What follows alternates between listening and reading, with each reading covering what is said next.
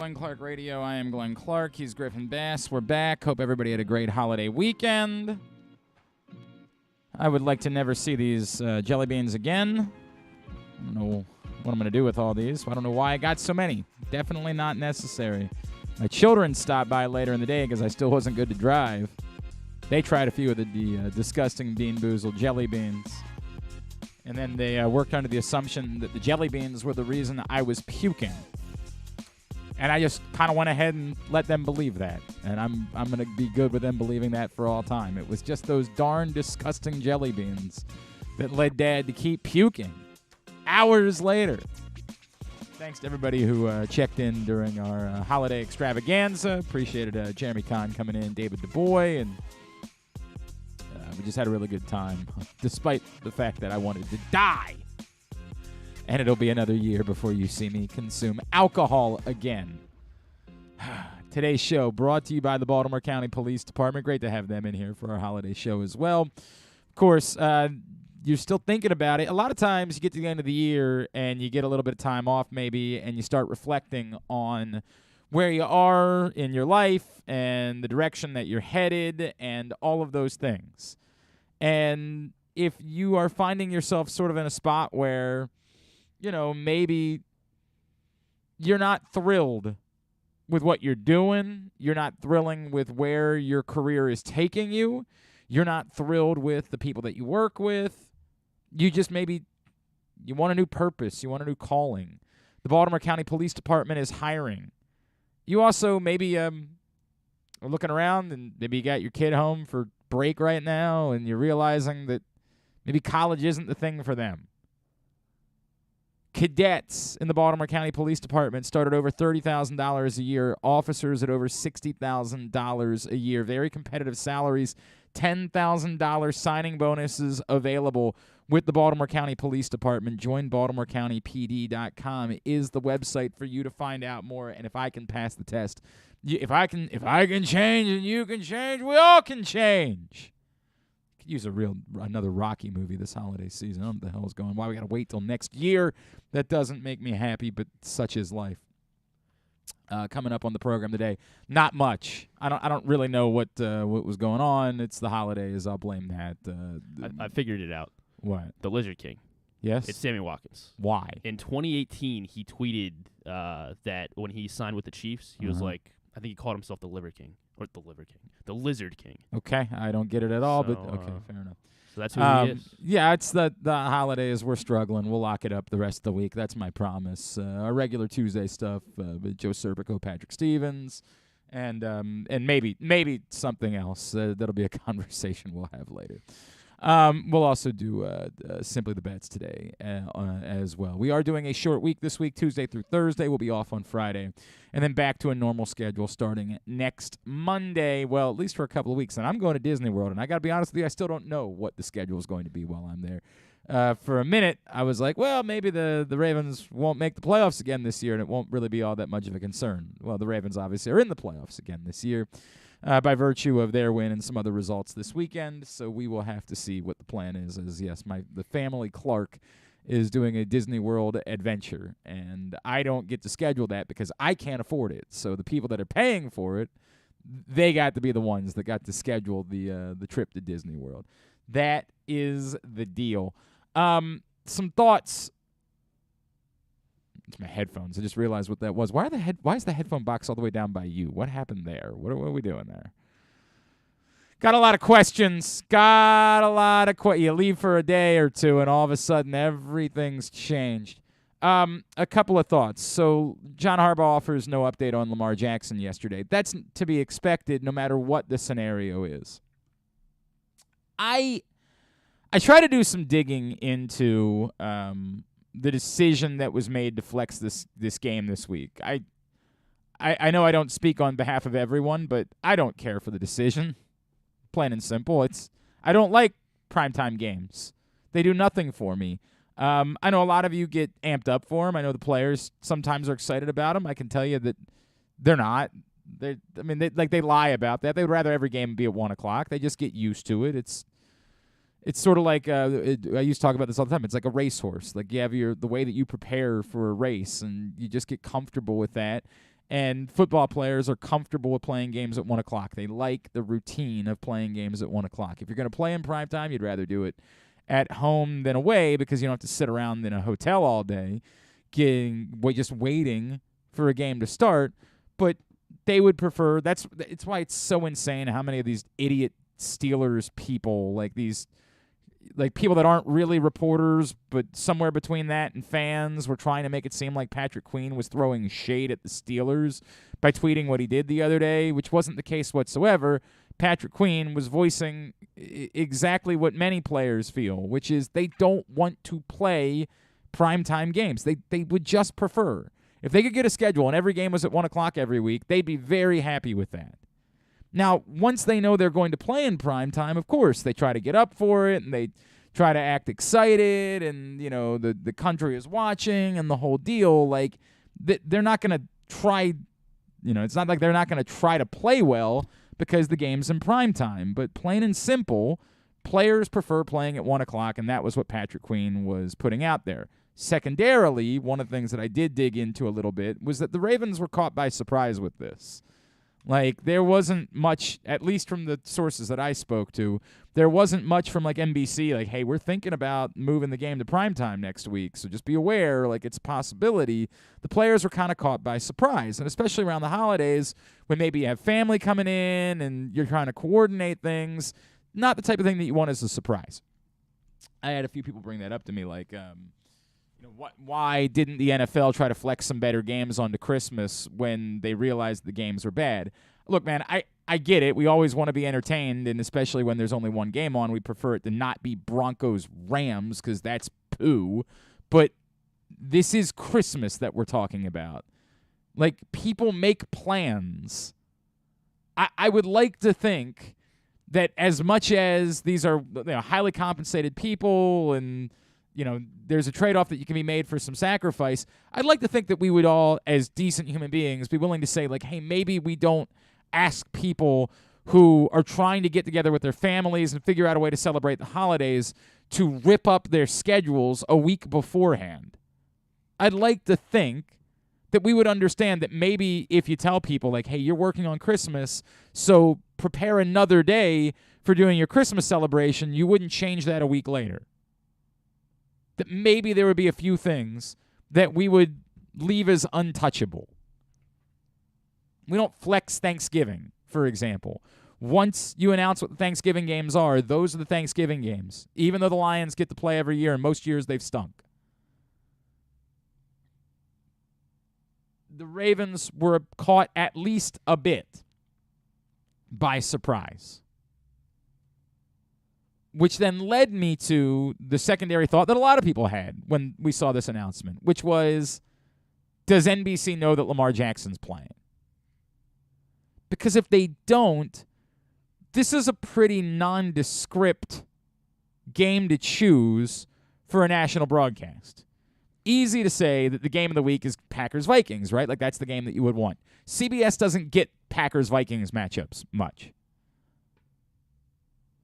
I was told by someone who I trust that, yes, they protected that. Those aren't teams they get regularly. They're two NFC teams matching up against each other. They protected Packers-Vikings.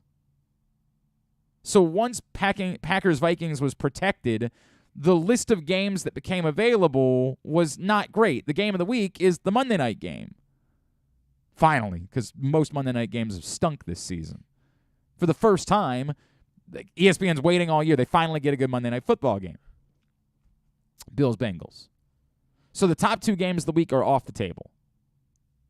One's a Monday night game, can't be flexed. The other one was protected by CBS. So what are you left with as your choices? And that's essentially what this kind of turned into. In fact, someone I spoke to thought for a while that they might not even flex a game, that they might just leave Chargers-Rams. That even though it's not terribly appealing, the Chargers are good. Baker Mayfield's story is at least interesting, and it's the second biggest market in the country. They decided to go Ravens-Steelers. They found a game that technically appears to have meaning for both teams. Although, don't the Steelers need somebody else to win beforehand on Sunday to avoid being eliminated? Doesn't somebody have to lose in order to keep them alive? I'm trying to remember the story. I know I saw hang on a second. Steelers playoff scenarios.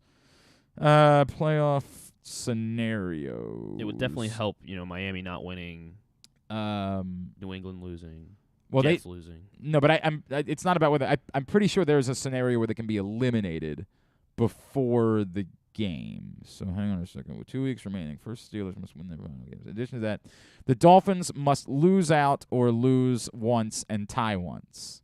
So the Dolphins would need to lose to the Patriots? Yeah, they're playing the Patriots on Sunday, correct?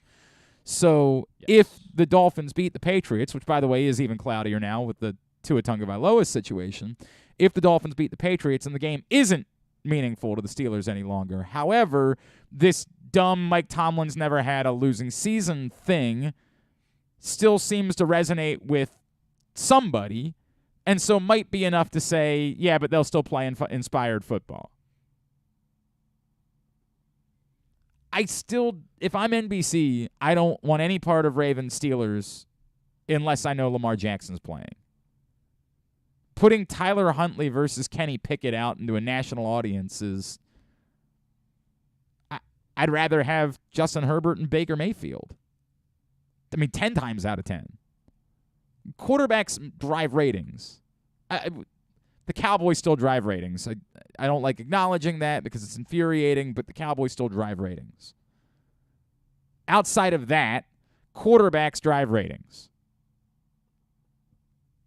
And Baker Mayfield versus Justin Herbert is about 1 billion times more appealing than Tyler Huntley versus Kenny Pickett.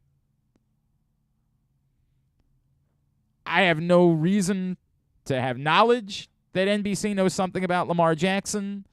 Obviously, it would make sense. What was supposed to be a 1 to 3 week injury, well, we're sitting at 3 weeks now. It would make all the sense in the world for this to be the week for the Ravens, and based on some of the reporting we've seen, as weird as Ian Rappaport's reporting was, and it was weird. It was bizarre what Ian Rappaport reported on Sunday morning. I still haven't wrapped my head around it.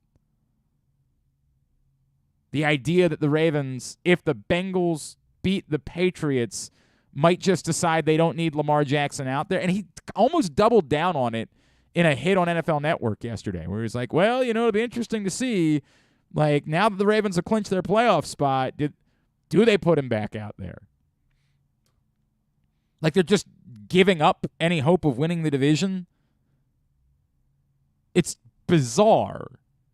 And it's very difficult to find the line between whether he's getting that from someone or whether it's just his own conjecture because of the weird way that it's worded. But the idea that the Ravens would have made a decision on Lamar Jackson that would be different if the Bengals had lost to the Patriots, again, the one scenario that would open up is a scenario where the Ravens could have actually clinched the division this week. If the Bengals had lost to the Patriots, the Ravens would be able to beat the Steelers, and if the Bengals lose the Bills, which is a reasonable scenario, the Ravens actually could have clinched the division this week. But, they still have a game against the Bengals where they can go win the division. So it's almost inconceivable to me that we're having a conversation about this. I get the conversation about whether the Titans and the Jaguars play their players. These games are irrelevant. Their playoff fate will be determined by a matchup against each other in Week 18. The games they play this week don't matter. So there's a strong argument that if you're the Titans, maybe you sit Derrick Henry this week. Don't run the risk of him getting hurt. If you're the Jaguars, maybe you sit Trevor Lawrence this week. Because nothing good can happen in this game. Only bad can come from it. But if you're the Ravens, you still have something very significant to play for, which is a home playoff game. Why in the bloody hell would you be thinking about just resting Lamar Jackson? That's insane. If he can play. And that's the center of all of this. We have no idea. We don't know if Lamar Jackson can possibly play football this week. The part of Ian Rappaport's reporting that made some sense was the part where he said, look, he hasn't done football stuff yet. Well, that's relevant. If they don't know yet if Lamar Jackson can cut, and the debate is, well, we could put him out there, but his mobility would be next to nothing because we're not sure yet if he can cut, or we don't play him again, there's a real conversation to be had. Not just by the Ravens, but by Lamar himself. He's definitely a better thrower of the football than Tyler Huntley is. So you can make the argument that you want him out there because he's a better thrower of the football. But if his mobility is limited, aren't you asking for disaster? I think it's not just that we overthink this, we drastically overthink this.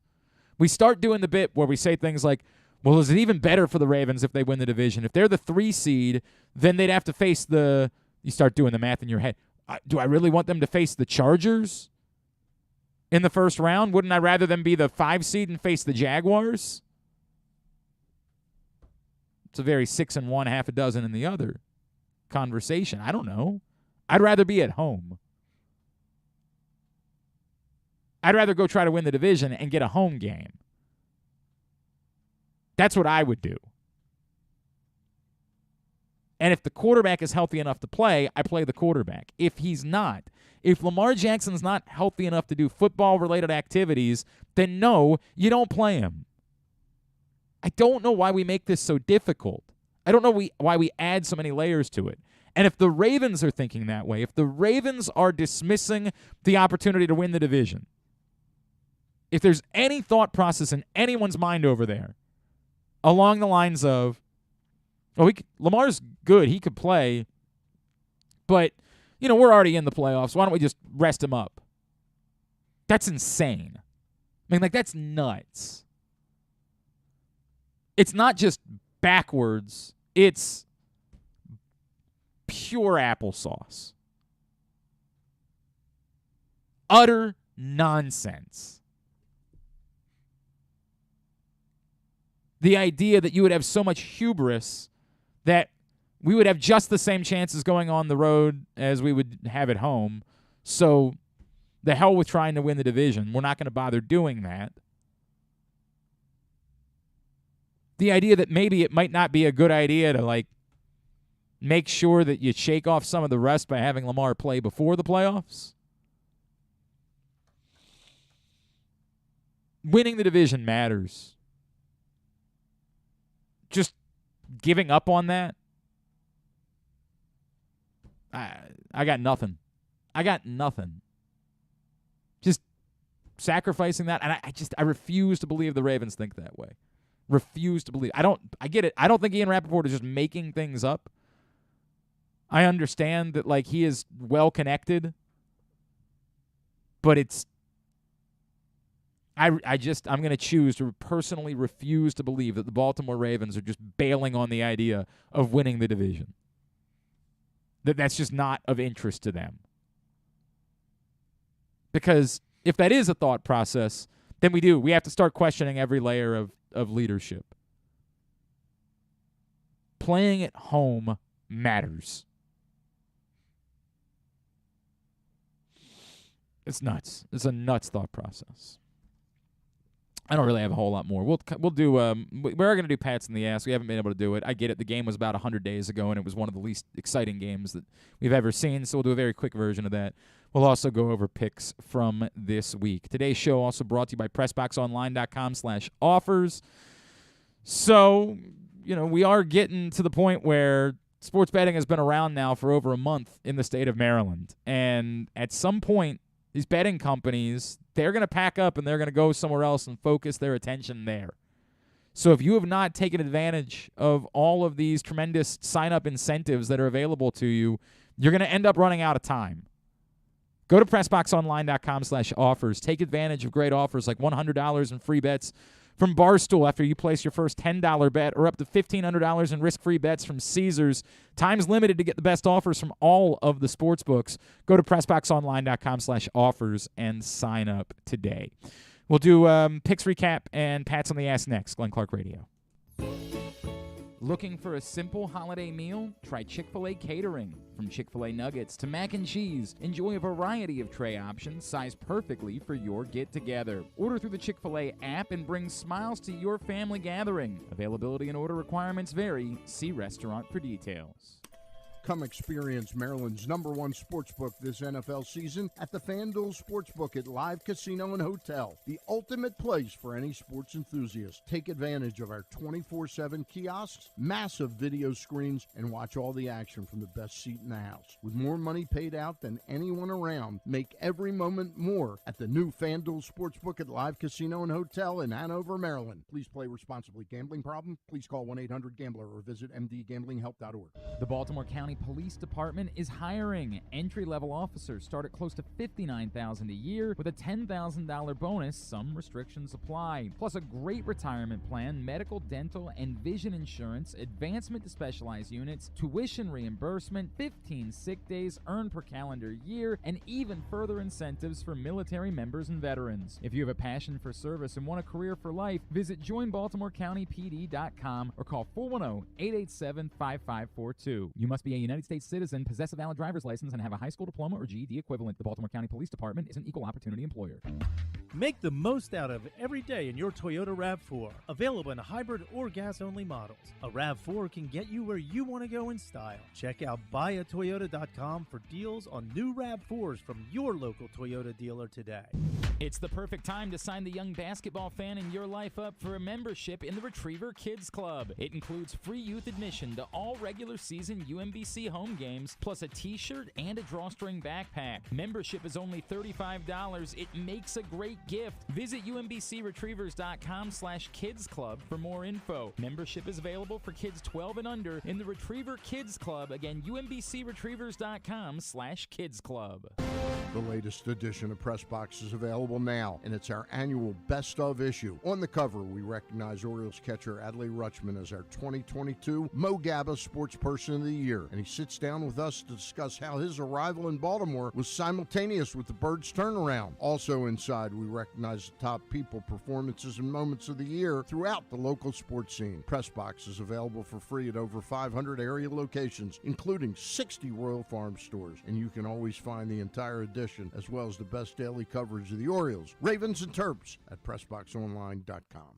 Experience the best in Kamado Grilling, a complete outdoor cooking appliance. The Ginsu Kamado Grill allows anyone to sear, grill, bake, and smoke all types of food. Designed for efficiency and function, the Ginsu Kamado Grill upholds the enduring legacy of the iconic Ginsu brand. The Ginsu Kamado Grill is perfect to cook all year round, is great for parties, and ideal for tailgating with your friends. Reserve your Ginsu Kamado Grill today at ginsugrills.com and get $100 off on your pre-order when you use the promo code TAILGATE. That's ginsugrills.com. Reserve yours today. Join Glenn at halftime of every Ravens game for the Project Game Day halftime show at facebook.com/PressBoxSports. We apologize in advance. There's not much we can do about his face. All right, back in here on GCR as we continue on a Tuesday edition of the program. Today's show also brought to you by, this one's brought to you by the Tyus Bowser program. One more Tyus Bowser show left for 2020, or it's actually going to happen in 2023, for the 2022 season. It'll be next Tuesday, January 3rd. 1 week from tonight, we will be at Guilford Hall Brewery, 1611 Guilford Avenue in Station North. Hope you'll come join us for the final Tyus Bowser show of the year next Tuesday night at Guilford Hall Brewery. We will see you there for the Tyus Bowser show. It's brought to you by Maryland Vascular Specialists, the all-new Ginsu Kamado Grill. It's a partnership of Grade 8's Memorabilia and PressBox. Find out more, PressBoxOnline.com/Bowser. All right. I don't want to, but we'll do picks recap here. A lot going on. Maybe I shouldn't make picks while I'm drunk. That might be a good place to start. Picks recap brought to you, or just, maybe a reminder here, as we were talking a minute ago about sports betting and getting signed up. Look, gambling can be a lot of fun, But you should set a limit. You need to stay within it. And a reminder that if you or a loved one has a gambling problem, you should call 1-800-GAMBLER 24/7 or go to helpmygamblingproblem.org for free confidential services. So, yeah, we had a little side bet this week, and we'll address that in a second. Thursday night, things started well for your boy, for everybody but KZ and Andrew Stecca. By the way, it'll be a common theme this week for Andrew Stecca. Jacksonville wins outright, handles their business on the road in New York, 19-3. Everybody but Stecca and KZ had the Jaguars. Jeremy Kahn had the Jets. Relevant, yes, right. So Jeremy Kahn and Carson were also in this week. They were. So Jeremy had the Jets, and who did? Carson had the Jags. So JC and Carson. Do you want me to just tell you how they did? No. We'll go by along? pick by pick. Okay. That's fine. Kansas City never covers big numbers, except when they do. By the way, this was the perfect. Kansas City scores just 24 points against the Seahawks. Everything worked out that this should be a day. Boy, did we really buy into the Seahawks thing way too much earlier in the season. It is exactly what it probably should have been with Geno Smith as their quarterback. Kind of funny that, like, when Pro Bowl quarterbacks get announced, like that Geno Smith gets to be a Pro Bowler, when the reality is They haven't covered in the last 7 weeks. Seattle's going to have to be in the market for a quarterback again this offseason. It was a neat story for a couple of weeks, but it is what it is. Only John Proctor and KZ were in on Seattle, or we're in on Kansas City of our crew, which is remarkable. What about Jeremy had the Chiefs. Okay. And then Carson had the Seahawks. Okay, so they both have 1 point through 2 games. Detroit at Carolina. Did not see that coming at all. Really on us for starting to believe in the Detroit Lions. They had, 600 yards in the first half on the ground? Yeah, Carolina was mauling. Our guy Bradley Bozeman out in front, mauling for the Carolina Panthers. Only Andrew Stecca, lone wolf in it, which is ironic because it was his only win of the week. Only Andrew Stecca was in on Carolina. He did have Jeremy Kahn on his side. He had Jeremy with him. So Carson was a Lion. Jeremy's got 2 points now. Andrew Stecca was also a lone wolf on New England and damn near got that one too. Cincinnati blows a 22-0 lead, but just holds on. Controversial fumble on Ramondre Stevenson was his forward progress stop. They didn't whistle it dead, so the ball comes out. Cincinnati survives New England, which it was such an awkward thing. My buddy Spencer Schultz from Baltimore Beatdown was tweeting that, like, he was at the game and he was disappointed that there wasn't like a celebration for the fact that the Ravens had clinched a playoff spot. And I was like, it was unquestionably the worst outcome of the game for the Ravens. Like, the far better outcome is the outcome where the Bengals lose and you have the opportunity next week to potentially clinch the division before Week 18. And it's not even unreasonable that you could clinch the division before Week 18. Again, the scenario of you beating the Steelers at home and the Bengals potentially losing to the Bills is one that a lot of people could see playing out. I'm not sure. Like, I'm actually at the point where I probably am buying into the Bengals beating the Bills next week. But it's not unreasonable at all to think that could have played out that way. So it's a weird bit where, like, yes, it did officially clinch a playoff spot for the Ravens, but it was also unquestionably the worst outcome of the game for the Ravens. Ultimately, Andrew Stecca was the only of us that was on New England. Anybody else that was on? Jeremy Kahn was on the Patriots. Jeremy Kahn Carson was on had the the Patriots. Bengals. So they both have 2 points now through 4 games. On to the Giants and Vikings. Yes, Griffin and Paul Valley both were on the Giants, who do get a cover. That hook comes back to bite us in the ass. 3.5 was the line, and the Vikings won by 3 on a 61-yard field goal at the buzzer. So that does not quantify a cover. Griffin and Paul Valley both get that point. Jeremy and Carson both on the Vikings. Both on the Vikings. So, wow, through 5 games, they both only have 2 points. So do I. So do I. Washington, San Francisco. I did not expect it to turn into the blowout that it turned into. Obviously, there's controversy now with Washington still not being eliminated. Who do they play at quarterback next week? I don't think either is a good option. I know Ron Rivera is partial to Carson Wentz, so I think they're going to end up playing Carson Wentz. I don't really care whatsoever. The Commanders lose 37-20 in that one. Only Paul Valley and Andrew Stetka were on Washington As of our well as crew. both Jeremy Kahn and Carson. They both have 2 points through 6 games. Through 6 games. Feeling good, huh? I mean, I know the results, so it's not. I don't really feel all that good. Philadelphia, Dallas. This one I'm bitter about. Yeah. Obviously, Philly up 34-27 late, and even at 37-34, they get the ball back. You're thinking to yourself, "We're good. We're good. It's cover city, baby." No, it's not. Dallas adds another late field goal. Dallas gets the cover. Paul Valley, John Proctor, KZ all get that point as they win 40-34. Jeremy and Carson both make some ground up. Both had the Cowboys. Oof. That one costly. Very costly, the events of the last couple of minutes of that game. However, your boy tried telling you. Green Bay, Miami. Tried telling you. Not only does Green Bay cover, they win outright 26-20 in Miami.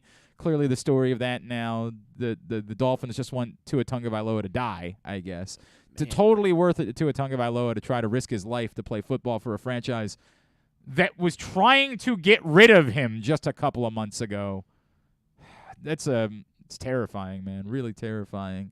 Also brings into question the independent observer of football games. We've all seen the play now. Some sleuth on the internet figured it out. We've all seen the play. Dude's head slams into the ground. Slams into the ground. What is the point of having an independent observer if they don't see that? They're brutal. I mean, brutal all the way around. Brutal from the Dolphins, brutal from the NFL. A brutal situation for Tua Tagovailoa. And this is where takes start flying, right? This is where you start hearing people say he shouldn't play for the Dolphins any longer. He should say, I'm not going to do this. If your priority isn't protecting me, I'm not going to play for you. I mean, it's not that simple. It's just not. You get even stronger takes. You get people who are like, dude, if you're suffering this many concussions in a short amount of time, you might want to think about retiring. You might want to think about not playing football. I mean, it's what someone does for a living. Imagine telling someone in their early 20s, mid-20s, that's a football player, just walk away. And I get some guys have chosen to. It's happened. But it's a very difficult thing to do. It's terrifying, though, man. It's a terrifying thing, what's going on with the Dolphins and Tua Tagovailoa. And it definitely, this is the real issue. Mike McDaniel had otherwise come off as this really likable guy, this kind of genuine players coach, but you can't really separate this from him either. And whether that's fair or unfair, I don't know. I can totally believe that Mike McDaniel is involved in a lot of things and might not have seen just how hard Tua Tagovailoa's head slammed into the ground just because he's thinking about, okay, what are we doing next? You're involved in so much as a coach. But at some point, you can't shake it. You're the coach of a team that doesn't appear to be protecting its players. That's kind of who you are.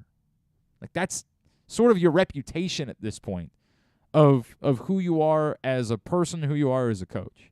So, I mean, I don't, I'm not trying to say that he should be fired. I just think it's going to impact the way that we discuss Mike McDaniel. Obviously, it's also impactful that they've completely fallen apart here over the last month of the season, which none of us saw coming. Nobody saw the Dolphins going 0 for December and going from a team that, we were talking about as a Super Bowl threat to now being a team that, isn't a guarantee to make the postseason if they don't have Tua Tagovailoa play. That's the scenario we're just talking about with the Steelers. It's wild, man. Wild. But I was the only one on the Packers. Jeremy was on the Packers. Jeremy was joining me on the not Packers. Carson. Not Carson. So, that brings us to the Ravens and the Falcons. Vegas is unbelievable, aren't they? The Ravens, for some reason, decided to chase points early in the game. Given their history in this department, I think most of us would say it probably wasn't that wise. Why you chasing points? Why you doing that? Because they got to cover. Duh. Because they have to cover. If the Ravens just do what they probably should have done, kick the extra point, 16-9 is the final score, and the Falcons cover. You missed your cover because the Ravens semi-insanely decided to go for 2. I didn't miss my cover. I didn't miss my cover. Oh, yeah, you didn't miss your cover. This is why betting is stupid. This is a reminder. It's not stupid. It's fun if you do it the right way. If you actually are invested or you genuinely believe that you know something about what you're doing, please remember, you don't know jack S about what you're doing. This was decided by an insane decision to go for in a wildly unnecessary decision to go for 2. Late in the game, you could understand maybe going for 2 in certain situations. There was no need at all for the Ravens to go for 2.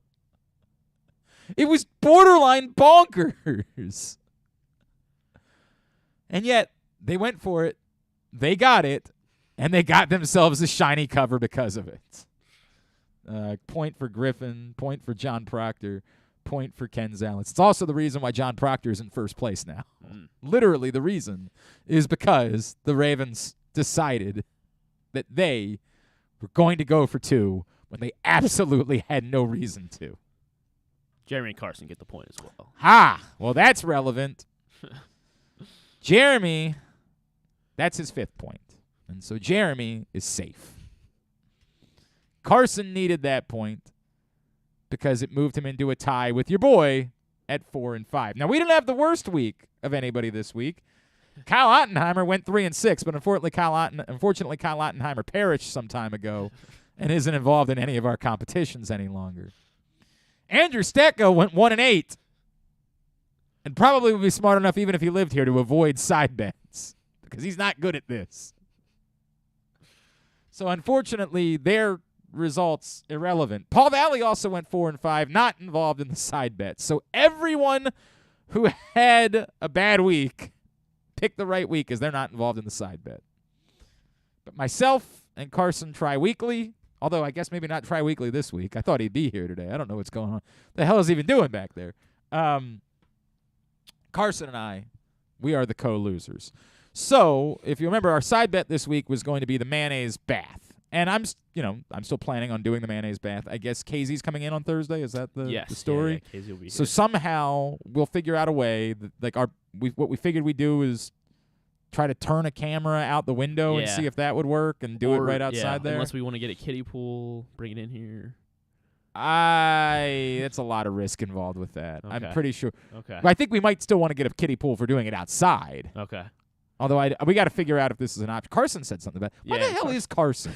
Could really use him here right now to try to go through this. Or is this his way of just did he run off to Florida or something?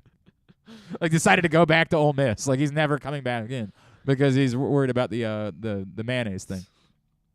We got to figure out a way because I do think it's going to be. I'm still apprehensive about our ability to do it as part of the show. Right. I want to because like the content is better as part of the show than it is doing it on our own. But I'm just apprehensive about this. Like even if we do it in a kiddie pool, do we have like a hose anywhere nearby that we could use to clean out the kiddie pool? Like I'm just not sure how this not worried works. about the kiddie pool. I guess cleaning yourself off. Well, I mean, I'll wear a poncho or something. What? No, dude, stop. I don't want. Like we can't. For God's sakes, I'll still let it get in my hair and I'll deal with that. But I'm not gonna ruin clothes. Well, no, you weren't gonna. For the mayonnaise wear bath. clothes. Oh, that's the idea of this. Oh, I didn't realize. Again, at home I could just put on the Speedo and we'd be good. I'm just not sure how functionally we do this. I was going to offer the idea, and I would not want to be the person that did it. So it would only be if Carson wanted to, and we'd have to run it by everybody else in the crew. I was going to offer the idea that maybe one of us could instead, I don't know if everybody remembers the famous Mike Golick Jr.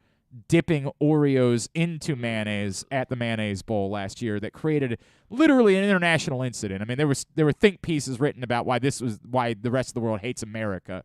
And I don't blame them, frankly, because it's one of the grossest things ever. So I thought about maybe the idea that, like, one of us takes the mayo bath and the other one could instead, like, eat 6 Oreos covered in mayonnaise or something like that. We can run it by the group and see how the group feels about it. If we just want to stick to the mayonnaise bath and both, Carson and I have to take our bath together, then so be it. Again, we got to think through the functionality of how we can do this on Thursday, because I don't think it's going to be as practical as we would hope it to be in order to pull it off. So we just got to think through that a little bit. But I'm willing to do it. I lost. I'm absolutely willing. It just might end up having to be me sitting in a Speedo in my shower at home taking a mayonnaise bath. My kids would be very excited about. My God. If I told them that they got to dump mayonnaise on my head, they would while out, man. They would be so excited about that. John Proctor ended up being the winner for the week, again, because of the stupid 2-point conversion thing. He goes 6-3 for the week, so I don't know. I would say congratulations, but I wouldn't mean it. That would be a lie. I'm not congratulatory whatsoever towards John Proctor. Sorry, there's a story that I'm going to tell at some point that somebody just texted me about. John Proctor goes 6-3. So that means he now moves ahead of me because I went 4-5. And so I go from 1 game in front to 1 game behind at the top of the table, where there is drama. Proctor's back to 500 for the season at 73-73. I'm 72-74, 1 game back. Then there's a bit of separation. Griffin, Paul Valley, Ken Zales, all 5 games back. Kyle Ottenheimer, 7 games back, and the Vice Worm. But as I pointed out, Andrew Stecco went 1-8. 1-8. Now, I just went 1-8 a few weeks ago, but I could survive that. I'm 1 game back at the top of the table. Man. Andrew Stecco, 1-8 from the Worm position. He is now 9 games behind Vice Worm. There are only 2 9-game weeks left in picks. He's 32 games under 500. So I didn't even look at the Mets. 57. He needs to go 32-0 to get to 500. Well, there are not 32 games left to pick. They got to do the math. There's 18 of the next 2 weeks, and then there's 6 during the first playoff weekend. Yeah. And then 4 plus the championship game in college football. So that's 11, 14. He can go undefeated. There are, probably have a chance. I believe there's, you're right. I think there's exactly 32 games left. I think you're right. There's exactly 32 games remaining. Holy hell. Yeah, it's bad. Of course, the loser in the Andrew Stecco is going to have to fly across the country to consume a worm burger, dress up like Dennis Rodman, and also perform the worm Scotty 2 Hottie style and take a stink face from whoever he drops the worm on. That's what's at stake. At the top table, a little bit of cash. That's what we're playing for in our picks contest. Now we move to Pats on the Ass. Pats on the Ass brought to you by the all-new Ginsu Kamado Grill. GinsuGrills.com is the website. You use the code TAILGATE, and you will save $100 when you order your Ginsu Kamado Grill. Of course, the Ravens are at home again this Sunday. It's Sunday night game, so you got a day's worth of tailgating to do. Stop by the Game Day Firehouse before the game. Sample the cooking from the Ginsu Kamado Grill. Register to win your own and $500 worth of grilling meats.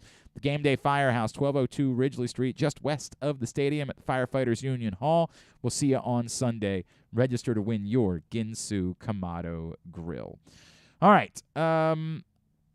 This is not a good week for Pats. I tried, and also there's 2 things going on here. I should have done Pats immediately after the game was over, because there's definitely things that I have forgotten about in the 3 days since the game was played. On me, I acknowledge that. I should have immediately written down my list as soon as I was sitting down to do the postgame show over on 105.7 The Fan. I'm not even going to fight with anybody this week. Honest to God, I'm not going to fight with anybody. If you put, try to think of somebody absurd. If you put whoever that the Lizard King. Yeah, the Lizard King. Fine. I mean, I think the guy put him at number 1. That's nuts. But whatever. It's not even worth it today. It's a weird week for doing Pats. The only reason I wanted to do Pats still was because I'm going to have at the end of the season Griffin go back over and comb through our lists and see who was most frequently on Pats. And although Griffin's list is stupid because he just put the quarterback no matter what, because he's not on the list this week. Finally progress. Well, finally. He hasn't been it good. took 16 weeks to finally make progress. The quarterback has not been good. I'm aware of that. But it took 16 weeks for us to figure out that you Steelers don't game, just put the quarterback on the list or not on the list. Based Steelers on game, I didn't put the quarterback. All right, on the list. we got that going for us, which is nice. So again, I'm not even going to debate with anybody. My number 5, J.K. Dobbins. I know it wasn't an explosive day for him, but he still ran for 5 yards per clip. And the story of the day was the Ravens were able to run the ball and play defense. So, he qualifies. He's my number 5. I had Kyle Hamilton as my number 5. I thought he had a decent day. Yeah, I thought he had. He obviously didn't stuff the stat sheet at all, but I felt like he makes a significant difference. You notice when he's on the field and not on the field, and he got hurt for like a couple plays, and then he came back out there. And I think he's always in the middle of it. Maybe not always making the tackle, not always forcing the turnover. He's had a really good stretch of weeks. Yeah, there's no doubt. He's really. And ironically, the 1 week of the Ravens defense hasn't played well in the last 2 months was the week that he didn't play against Jacksonville. Like, just kind of an interesting. Not to say that like he is the Ravens defense. It's just sort of weird the way that worked. Marcus Peters out. He's stepping up, but no doubt. I mean, it also shows you how they feel about their other cornerbacks. My number 4 is Mark Andrews. It was nice to sort of finally see him kind of get involved again. I'm not trying to oversell it. There is still not nearly a connection between Tyler Huntley and Mark Andrews. There is, and I think Mark Andrews has kind of been head scratching in all this. It seems like he's been almost frustrated by the Tyler Huntley thing, and he's kind of checked out a time or two, but nice to see him make a couple plays, get back involved. Mark Andrews is my number 4. Gotcha. My number 4, I had Morgan Moses as my number 4. You know what? The offensive line looked great. Honest to God, it was, and I mean this, it was so difficult for me to pick which offensive lineman to put on the list, and that's probably a mistake on my part because I know PFF has been very high on Morgan Moses. Yeah. I don't buy much into PFF any longer after I've sort of talked about that. I was between him and Stanley because I felt like they ran to the left a lot more, and but Moses set up the block for Gus Edwards, the 40-yard run. No question, he's been playing really well. No question. I think he was the most consistent all day. So Moses, my number 4. Roquan was my number 3. It was tough to leave Patrick Queen off the list this week because he played really well. I don't know which one of them played better. It's very difficult for me to try to quantify it, but I just went with Roquan. He's my number 3. Interesting. I thought you'd have him higher. I had Gus as my number 3. Almost 10 yards a carry. I felt like he could have kept going 10 yards a carry for another 12 quarters. Like I thought Gus looked great. He was running downhill. Yes, he did. That's why he's number 1 on my list. Oh. He was the player of the day to me. I mean, it was the story of the day was him to me. Marlon Humphrey is my number 2 because he made the biggest play of the day. So Roquan 3, Humphrey 2, and Gus 1.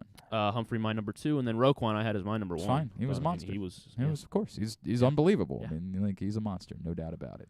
Continue to get me yours at Glenn Clark Radio on Twitter. I'm not going to bother too much with it again because we are 4 days removed from the game, and it was a particularly boring game, so I don't really have a whole lot more that I have any interest in saying. What did I learn from the game? Not a whole lot. I did write a column about John Harbaugh yesterday at PressBoxOnline.com if you haven't seen it. Tried to go through and provide some context. And yes, a lot of this is of what I chose to write is with the subtext of those of you that have just decided, I don't care, I want John Harbaugh fired, which is bonkers to me. And I've said this over and over again. I'm with you that the organization needs to have a reckoning when it comes to what they do offensively. But John Harbaugh getting a 10th playoff appearance in 15 years. This column's a day old, so I'll give away some of it. The context for that is unbelievable. There are 19 coaches in NFL history that have made 10 playoff appearances. That alone is rarefied air. Like, only that part of it. Because the group is everyone you would think. The greatest coaches in football history. Bill Belichick, Tom Landry, Andy Reid, Don Shula, Joe Gibbs, Chuck Noll. You get the point. Greatest coaches of all time, 19 of them. Let me give you two other numbers about what John Harbaugh's done as a head coach. By reaching the playoffs for a 10th time in 15 years, that means he's reached the playoffs with a 66.7% clip. Of all of those coaches, those 19 coaches that have reached the playoffs 10 times in their careers, the only coaches that did so at a better rate than 66.7% of the time, Belichick, Reid, Mike Holmgren, Tony Dungy. You're really zeroing in. One other number that stood out to me as I was sort of diving into the math on this. John Harbaugh did it all with one team. Of course, Andy Reid obviously had done it with two teams. The only coaches to have ever made 10 playoff appearances with one team and reached the playoffs at a 66.7% clip are Bill Belichick, Bill Cowher, and John Harbaugh. That's the list. Now, you can try to poo-poo it however you want to do it. And plenty of you, I didn't even mean, that wasn't supposed to be a silly nursery rhyme, by the way. And plenty of you will. Once upon a time, John Harbaugh only won because of the presence of Ray Lewis and Ed Reed. Obviously, you have brainlessly continued to try to throw out there that they've only won 2 playoff games since the Super Bowl, or they've only won 1 playoff game since 2015, or whatever number you want to use to try to justify your opinion. It's context-free. It includes no conversation about how they got to that point, whether they would have won more playoff games had there not been certain injuries in certain seasons. It includes no conversation whatsoever about why that's the case. You just don't like John Harbaugh, so you have cherry-picked one number that you use to try to justify your feelings about it. Of course, you know that I don't operate that way. There's always going to be nuance. I think John Harbaugh's attempted explanation of why they abandoned the run in the fourth quarter was embarrassing. I thought it was pathetic. I thought it was awful. I'll be critical of John Harbaugh when it's warranted. But to ignore the accomplishments of John Harbaugh or to pretend like they don't count because they don't fit your narrative is insane. There is a standard that has existed under John Harbaugh that whether you like him or not, you can't dismiss. And the best argument that can be made for why the Ravens would at some point move on from John Harbaugh would be, well, maybe somebody else could do it too. You don't have to love John Harbaugh. You don't have to think that he's God's gift of football. But the stupidity with which we try to ignore what he's accomplished as a head coach, which, by the way, has now transcended every player. Until this year, there was one player who had been a part of every playoff team that John Harbaugh had in Baltimore. It was Sam Cook. By him retiring, this now means that he's transcended everything. He's transcended general managers. He's transcended coordinators. He's transcended every player. No one else has been in the same role for the entirety of the 10 playoff appearances in 15 years under John Harbaugh. It's remarkable. And I get it. It's not going to change your opinion. If you're just somebody like Ken Zales, for whatever reason, you just decided that you don't like John Harbaugh because reasons, then it doesn't matter to you. And I can't win you over, and I don't care. But I'm going to call you out. You're stupid. And I love Ken, but I'll tell Ken right now. And I've told him a million times. This vendetta against John Harbaugh is dumb. You don't know anything.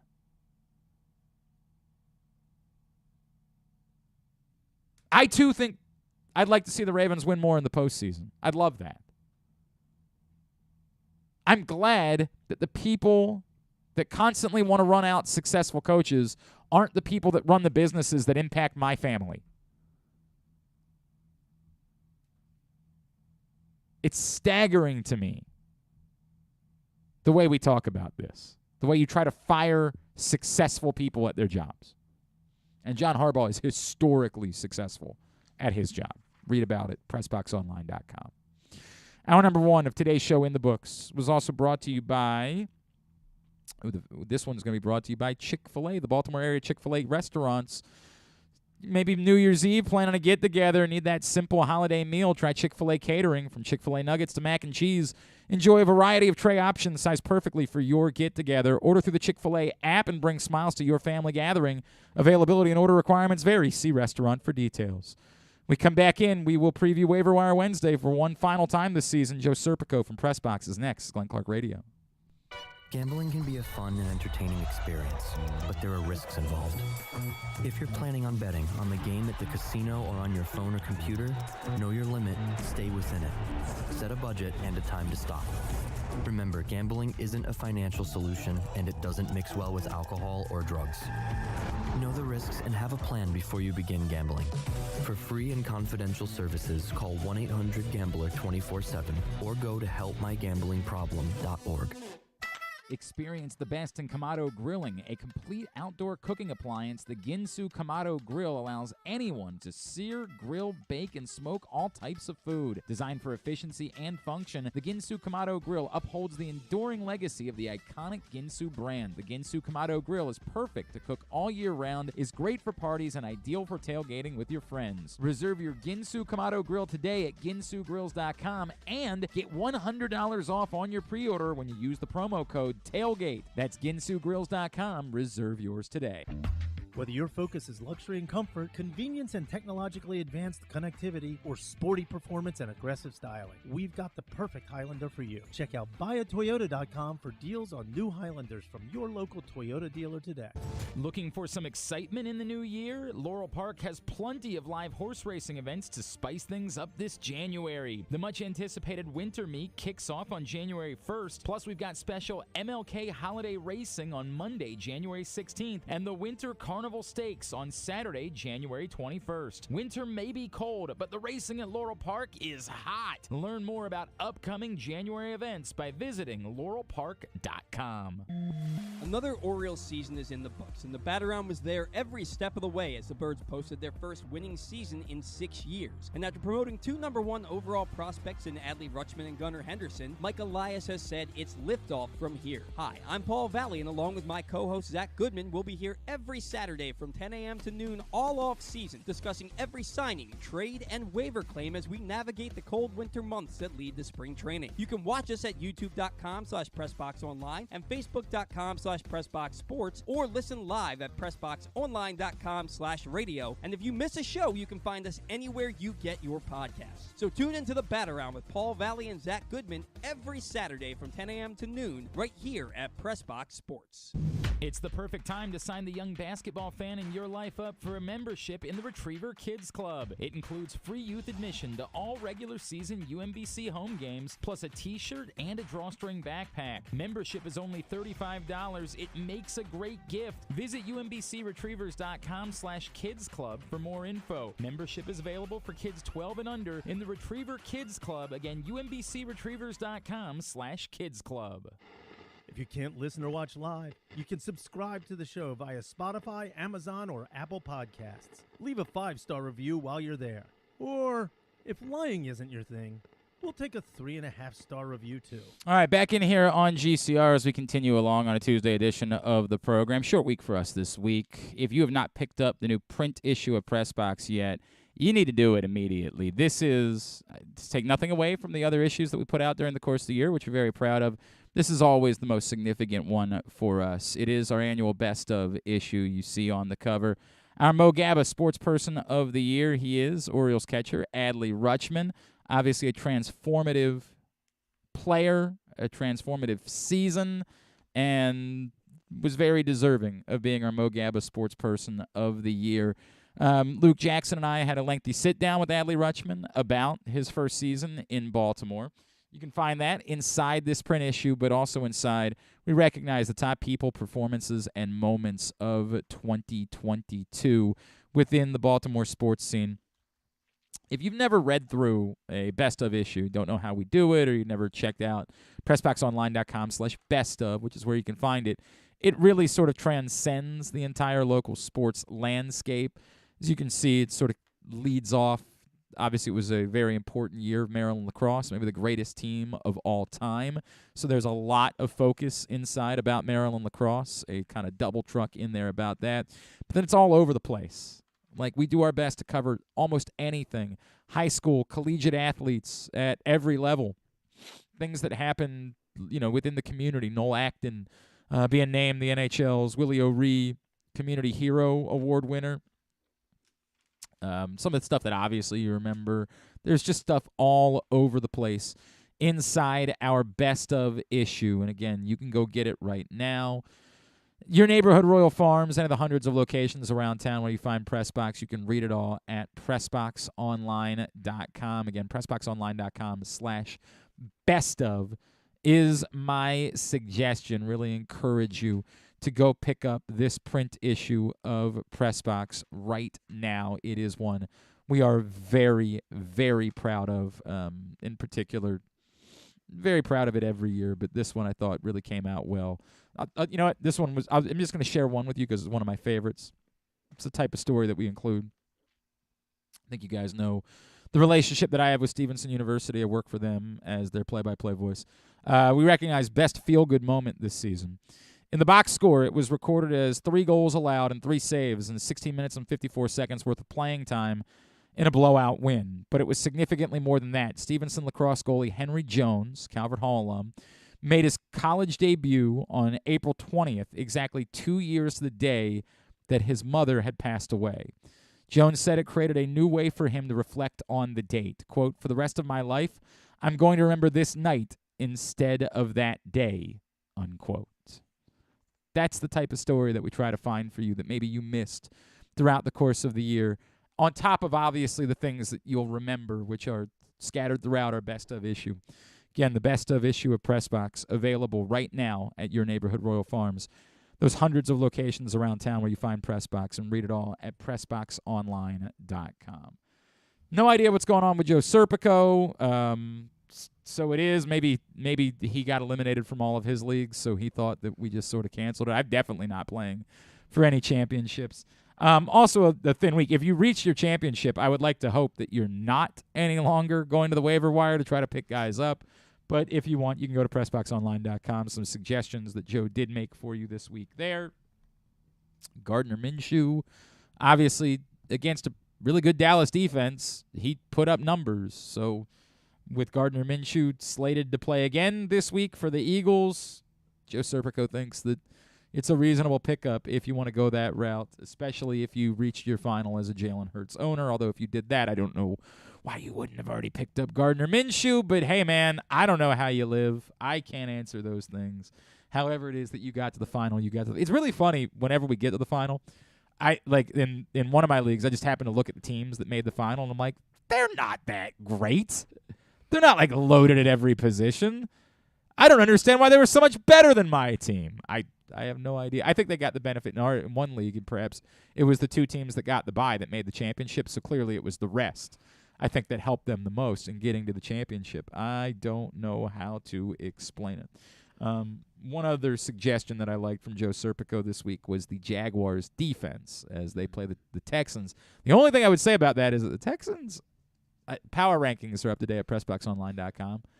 I don't know how to explain what the Texans are doing because the games they're playing, the Texans are so irrelevant that their games are happening buried so that nobody in the country is seeing them.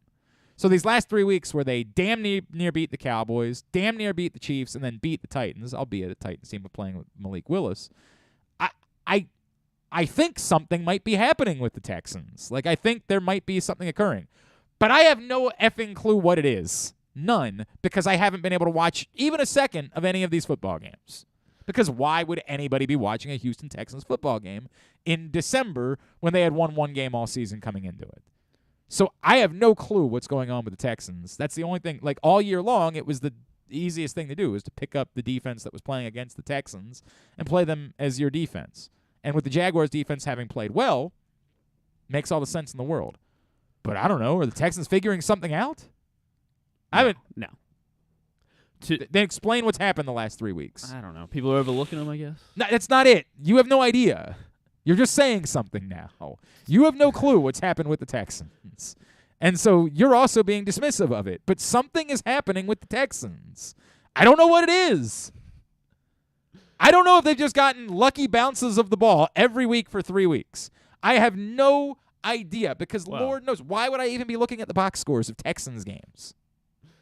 Nobody's really – it's not even like the highlights get all that much run. It's the Texans. But for 3 weeks – Must be Chris Moore, I guess. If you say so, but you have no clue. No, yeah. You're talking out of your ass. Instead of acknowledging, yeah, you got a point, none of us know. We have no idea what's happening in Houston. And maybe there's an argument that you shouldn't be playing the team that's playing against the Texans right now because they've figured something out at the moment. I have no idea what to make of it. 2 more moves I liked is since the Titans and the Jags have nothing to play for this week. Okay. So you go for Hassan Haskin. Because Derrick Henry might not play. Is he definitely the backup? Or don't they have somebody else? Well, too? Hilliard's hurt. The only ones that I see on their roster are Hassan Haskins and Julius Chestnut. Isn't he from Baltimore, Julius Chestnut? Is he? I think he is. Julius Chestnut. Chestnut. He is a Baltimore native, if I remember correctly. Or Jermichael Hasty, who is Travis Etienne's backup.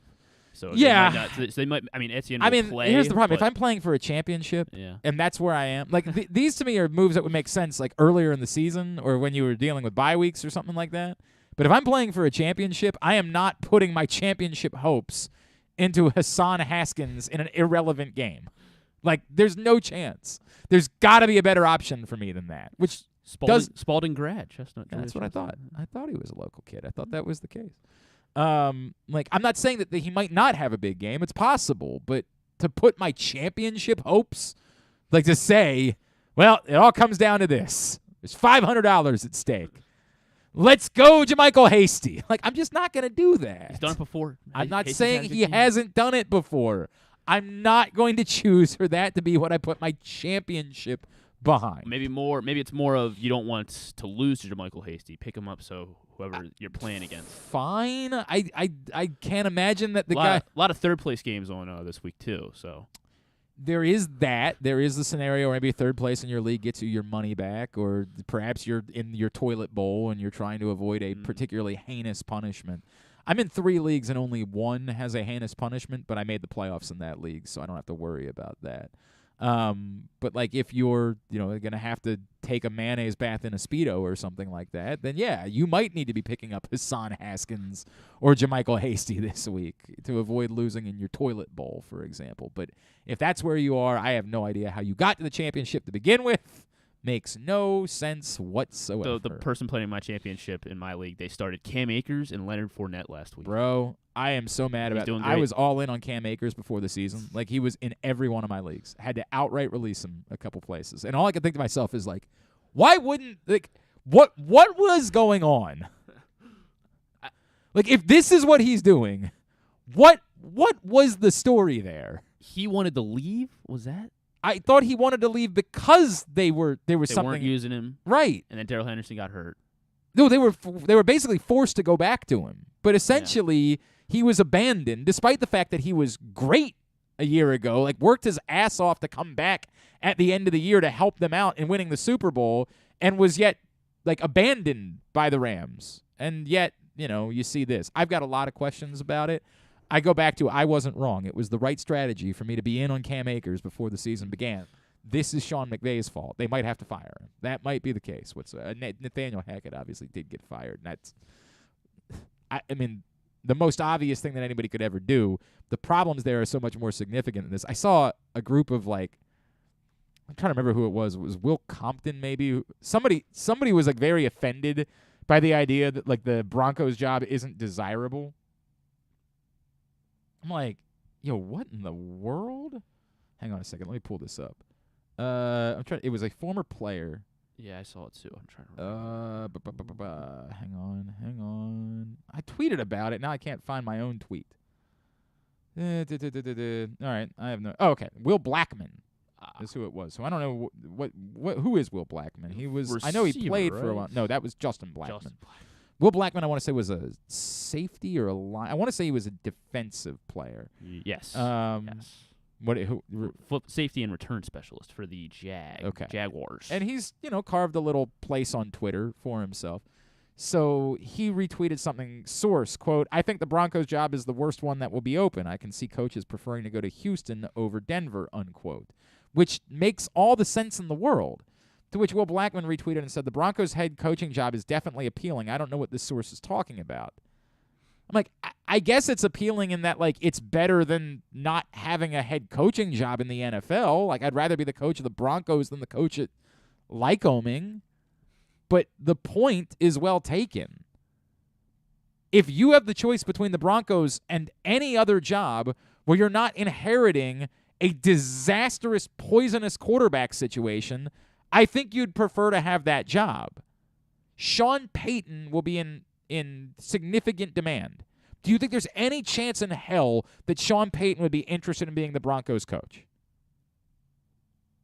No. Why? Unless he's got some romantic feeling about Russell Wilson. Like, I can fix this. Which would be an amount of hubris that would be absurd. You would want to be somewhere where you either A, know you have a quarterback, or B, you get to help choose who the quarterback will be. Entering someone else's poisonous quarterback situation, I can't say with certainty that Russell Wilson can't be fixed. I am not an expert on the subject. Maybe someone could fix Russell Wilson, but it will require an amazing amount of hubris to choose that over going somewhere else. Maybe Sean Payton just loves coaching so much. I mean, we saw that movie. He loves coaching. What does that have to do with Another anything? Project that he would want to do the job. He could have any job that becomes available. Sean Payton could have. So I guess Arizona, would that be like the top? I mean, Arizona would be better. You don't think it's poisonous, but I absolutely think that Sean Payton would probably prefer being somewhere where he gets to draft a quarterback, where he's getting an early pick and he gets to draft the quarterback. I'm trying to look at what the draft order would be. I guess Houston. They have probably are not going to give up the number one pick, and almost certainly are not going to keep Lovie Smith around. So yes, I think Houston would be very desirable because you get to hand pick your quarterback. You get to solve this problem yourself in what's thought to be an outstanding class of quarterbacks. So if I'm Sean Payton, 100%, I'd rather be in Houston than be in Denver. Whichever of these guys, I get to scout all these guys. I get to do all of my work on this entire group and pick whichever one I think is most desirable.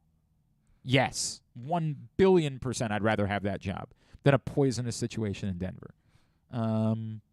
Arizona, Indy both lined up to have top 5 picks as well. Yeah, I mean, like that. It just depends on how deep you think. Like, if you're choosing between Houston and Arizona, you got to have strong feelings about Kyler Murray. Mm-hmm. Like, if you have strong feelings about Kyler Murray, then maybe you'd rather be in Arizona. If you're worried about Kyler Murray playing Call of Duty and his size and those things, then you'd rather have the number one pick in the draft. That's where you'd rather be. Like, you're tying yourself to a quarterback. Indy, they're the 5th pick? Yeah. I mean, now you're talking about how deep do you think the quarterback Well, Seattle's at pool 3 is. right now because Denver. Right, so they need a quarterback too. But they're probably not going to fire Pete Carroll because he's done a good enough job this year. So the top 2 quarterbacks off the board, I guess. right, because Chicago's not going to take a quarterback. So Houston will take a quarterback. Seattle will take a quarterback. And so, yeah, and now that presumes that nobody else trades up for getting a quarterback, right? So you'd be sitting at 5 thinking that you can get the 3rd best quarterback. So if you feel so strongly about the class that you're like, well, even if, the top 2 guys, whichever of these guys you think are the top 2 guys, and it's thought to be a deep quarterback, are off the board, I'm still comfortable with the 3rd one. Maybe you like the stability in Indianapolis better than you like the stability in Houston, and so you go that route. I'm not sure. I don't know. Having a number one pick seems pretty desirable to me right now. I get, and Jack Easterby's not involved any longer in Houston, so I think you could take the job. Today's show also brought to you by your local Toyota dealer, buyatoyota.com. The Toyota Tacoma comes in a range of models and trim lines, so you can choose the perfect Tacoma to reflect your unique personality and driving habits. Check out buyatoyota.com for deals on new Tacomas from your local Toyota dealer today. Patrick Stevens will join us next. It is Glenn Clark Radio. The latest edition of PressBox is available now, and it's our annual Best Of issue. On the cover, we recognize Orioles catcher Adley Rutschman as our 2022 Mo Gabba Sports Person of the Year, and he sits down with us to discuss how his arrival in Baltimore was simultaneous with the Birds' turnaround. Also inside, we recognize the top people, performances, and moments of the year throughout the local sports scene. PressBox is available for free at over 500 area locations, including 60 Royal Farm stores, and you can always find the entire edition as well as the best daily coverage of the Orioles, Ravens, and Terps at PressBoxOnline.com. Looking for some excitement in the new year? Laurel Park has plenty of live horse racing events to spice things up this January. The much-anticipated winter meet kicks off on January 1st, plus we've got special MLK holiday racing on Monday, January 16th, and the Winter Carnival Stakes on Saturday, January 21st. Winter may be cold, but the racing at Laurel Park is hot. Learn more about upcoming January events by visiting laurelpark.com. Come experience Maryland's #1 sportsbook this NFL season at the FanDuel Sportsbook at Live Casino and Hotel, the ultimate place for any sports enthusiast. Take advantage of our 24/7 kiosks, massive video screens, and watch all the action from the best seat in the house. With more money paid out than anyone around, make every moment more at the new FanDuel Sportsbook at Live Casino and Hotel in Hanover, Maryland. Please play responsibly. Gambling problem? Please call 1-800-GAMBLER or visit mdgamblinghelp.org. The weather outside is really unpleasant, so it's time to warm up with some comfort classics this winter at your neighborhood Glory Days Grill. Try the Twisted Ribs and Wings combo. It's 2 full pounds of meat, the mac and cheese bites, Mr. Richards meatloaf, the citrus salmon, the winter spinach salad, and for dessert, here's internet radio personality Griffin Bass to tell you about the bourbon butter cake. Oh my God, it's so good. Pair it with a blood orange bourbon cider or a devil's backbone cranberry smash. Place your order now at glorydaysgrill.com. Glory Days Grill, great food, good sports. That first sip. That first bite. Start your day off right with a delicious breakfast at Royal Farms. Choose from a fantastic selection of fresh Royal Farms breakfast sandwiches and top it off with a rich hot cup of the freshest coffee in the world. At Royal Farms, breakfast is available day and night. It's the freshest breakfast in the world. Real fresh, real fast. Royal Farms.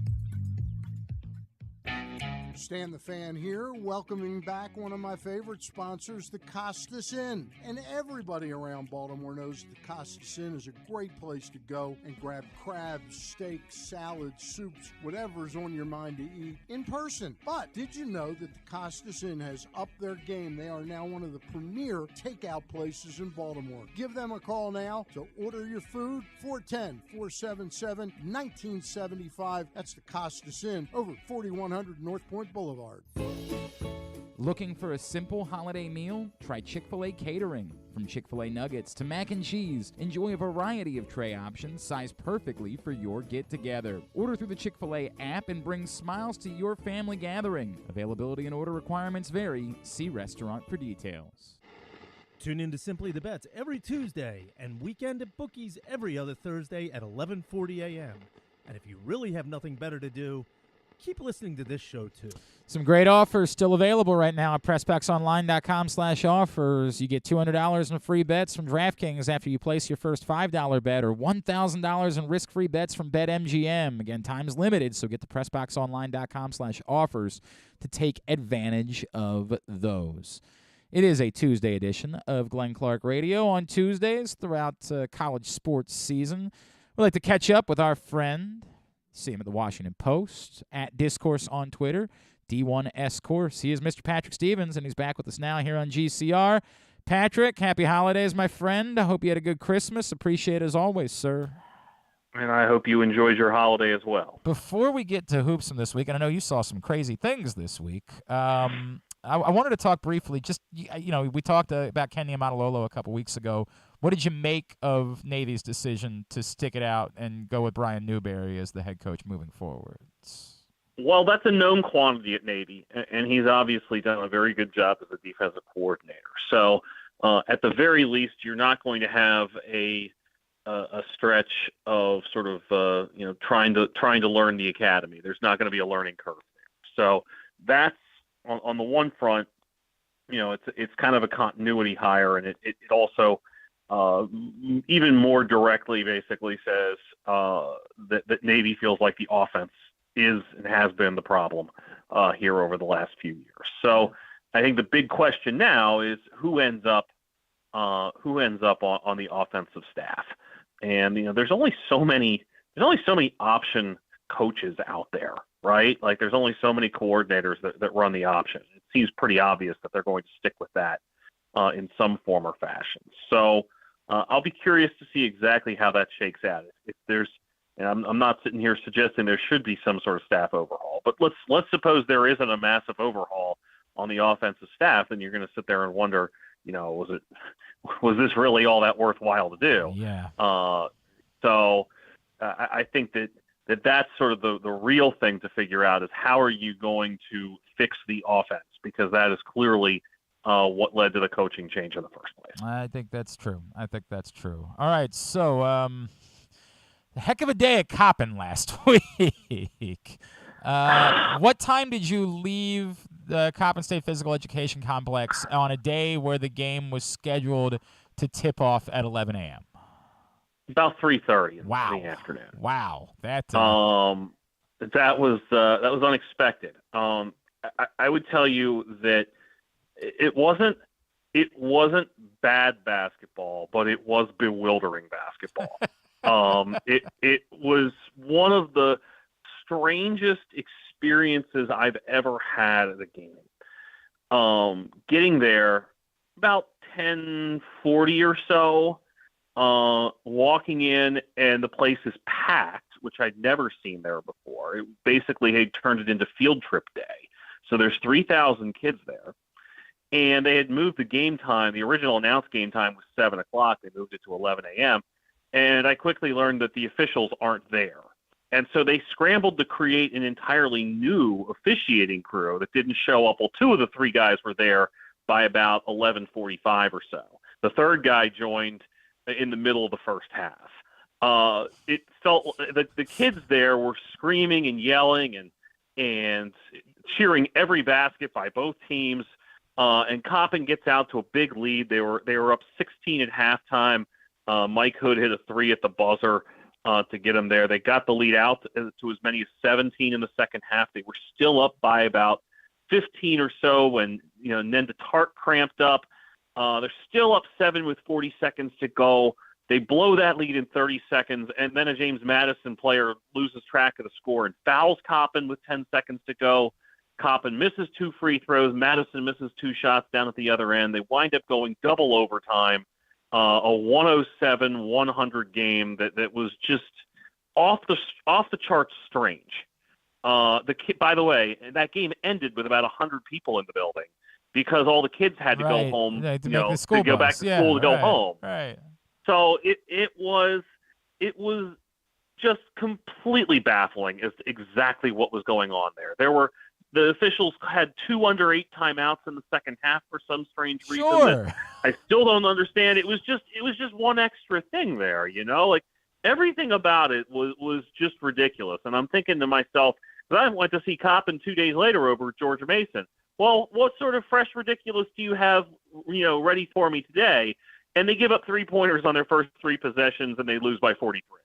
And so it was like, oh, it's the exact opposite of what I saw a couple days ago.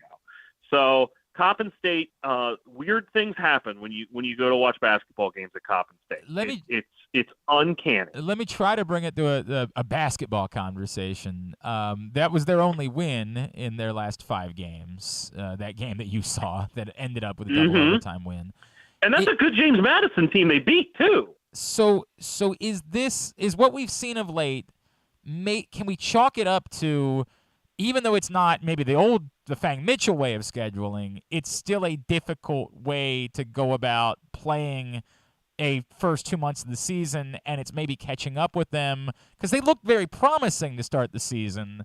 Is it possible that this is not, it's not worth maybe panicking about Coppin, that once they settle into MEAC play, they probably can be back to being pretty competitive?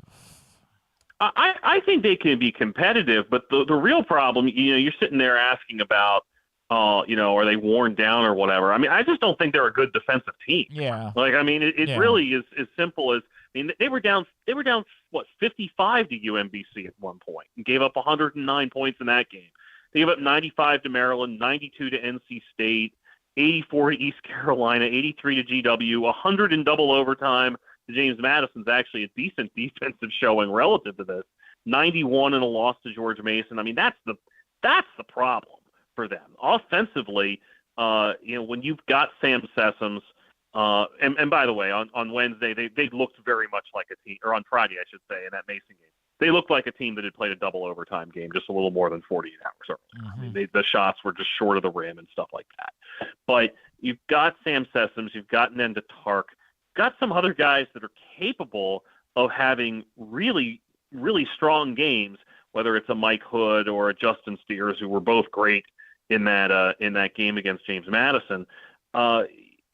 You've got options there. Now Justin Winston's hurt, and I think that's an issue too for them. He's missed the last 4 or 5 games or so, and they have not been the same team without him as at least something of an interior option.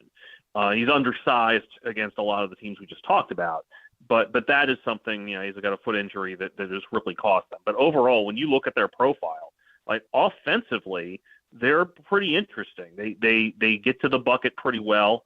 They're a decent 3-point shooting team. They're a reasonably efficient offensive team, but defensively, they're just not any good at all, and they're not a good rebounding team in large part because of the size issues we just kind of mentioned. So I think they'll be better in MEAC play, but I do think defensively that is something that might keep them from being able to be as good as they think they can be by the time all is said and done. Patrick Stevens is with us here on GCR.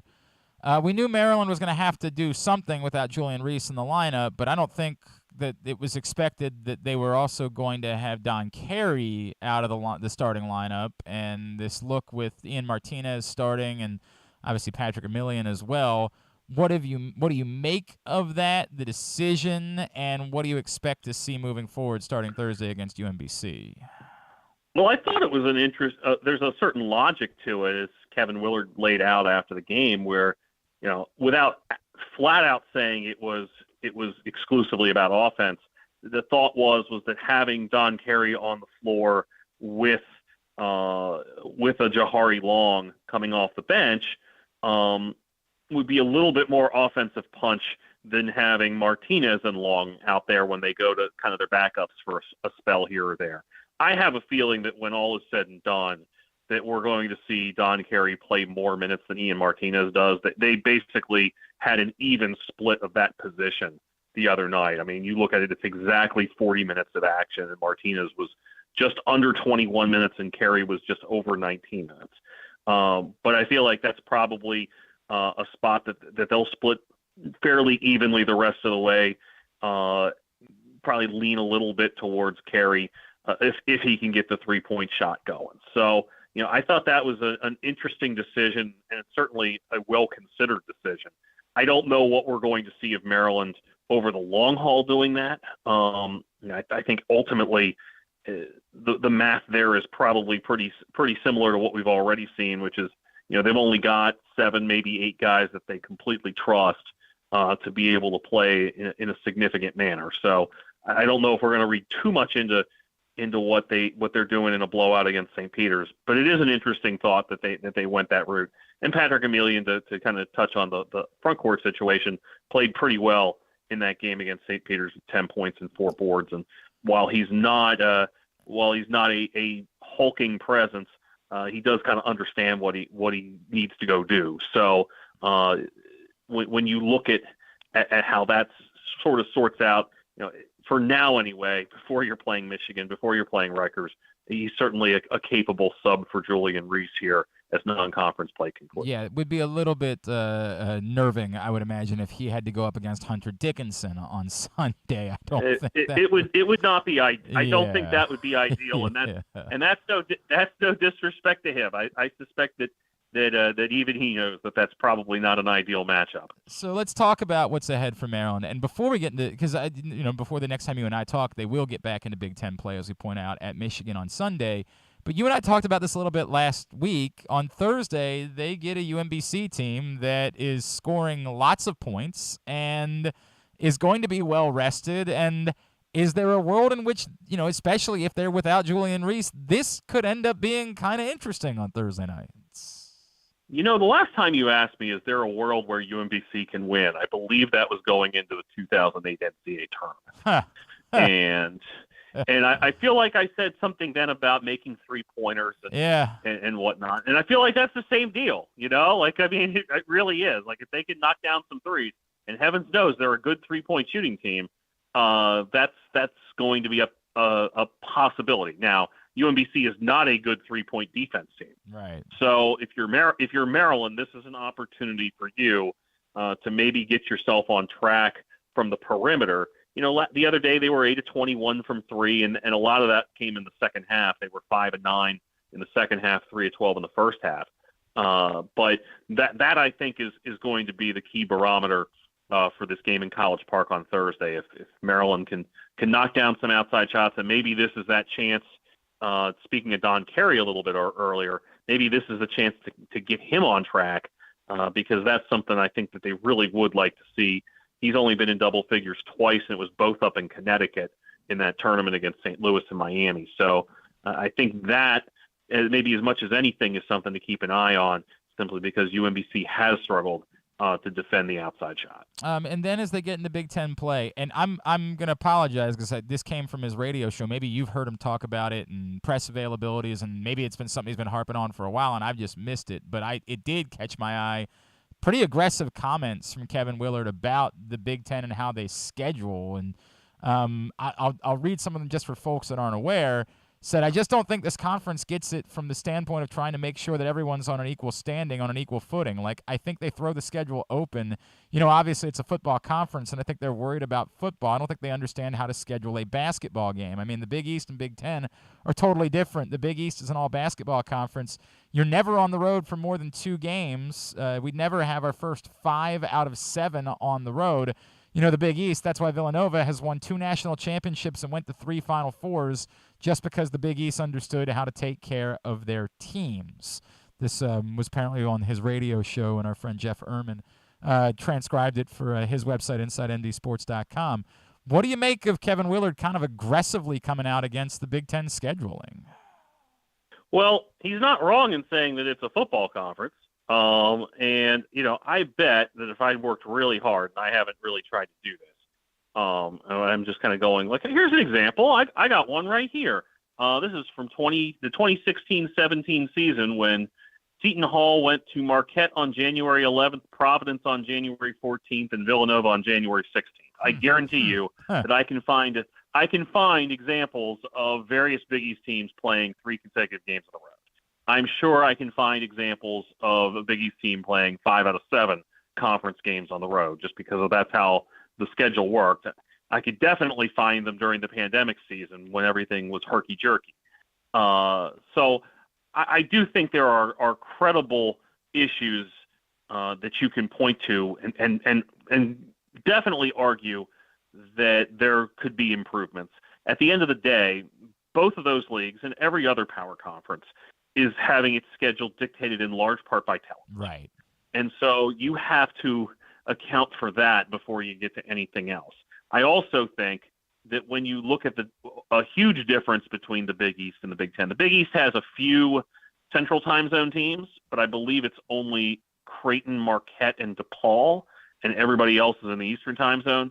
When you start looking at the Big Ten, you've got Minnesota and Iowa and Wisconsin and Northwestern and Illinois and Nebraska.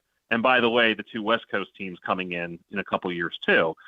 So I do think you have more of that wear and tear where you're switching time zones and you're getting back even later from games and what have you. And I think that there is something to be said for the idea of maybe you could swing things a little bit differently. Maybe you could have scenarios where you're doing 2 games on a trip, where if you go play a Thursday, Saturday someplace, go to Nebraska on a Thursday, go to Wisconsin on a Saturday, Sure. head home. Yeah. Those sorts of things. I think those are things that you can credibly look at and say this could be done better.